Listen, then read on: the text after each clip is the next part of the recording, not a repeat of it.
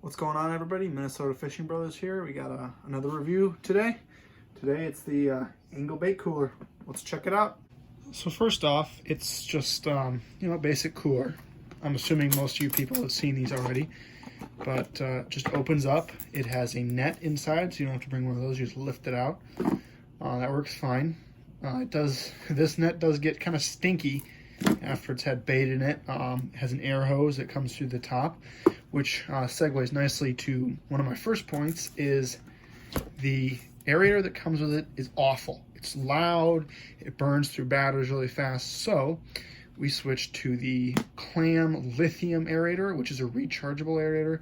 It has spots for 2 hoses, but we never use 2. Right there on the top is the charging port.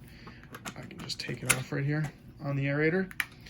And it has 2 settings. It has a continuous, which right now it's on and you probably can't hear it. I mean, it vibrates in your hand, but you really can't hear it. And then you have the second mode, which is a battery saving mode. So it runs for 10 seconds, turns off for 10 seconds, which is nice because it increases the battery capacity about twice.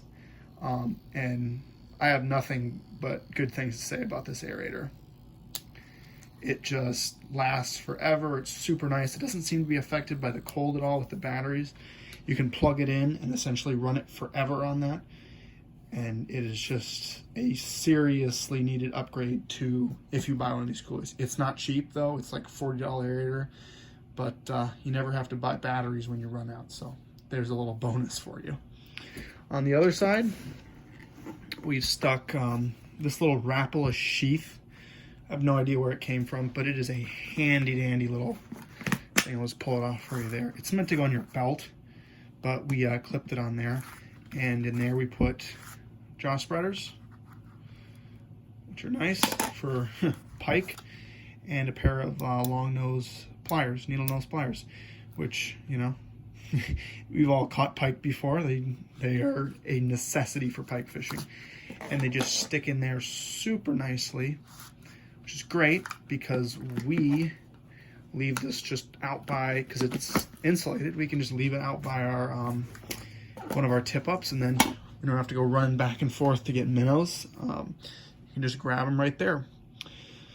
So I'd say the only problem that we have with this is actually kind of why we got this.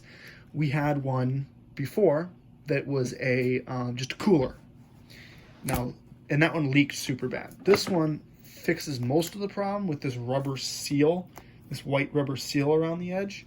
However, I don't know why it is, but even when it's not, I mean, when it's, the level isn't overflowing, it shouldn't do this.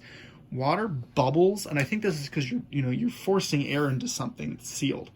Water actually bubbles up here, and it can get things wet, but it's not that bad. Not as bad as having a minnow bucket that splashes everywhere. But just be warned, don't put this on the carpet on the floor of your car, because this will leak a little bit.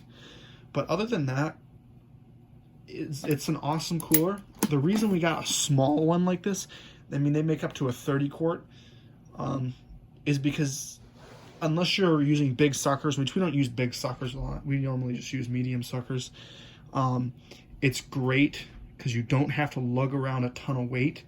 It's just this little tiny thing that's easy to hold. I mean, it probably weighs 10 pounds when it's, maybe not even 10 pounds when it's full. Super easy to carry, super small. It doesn't take up a ton of room in your sled. Other than that, I think that's it. It's a great cooler.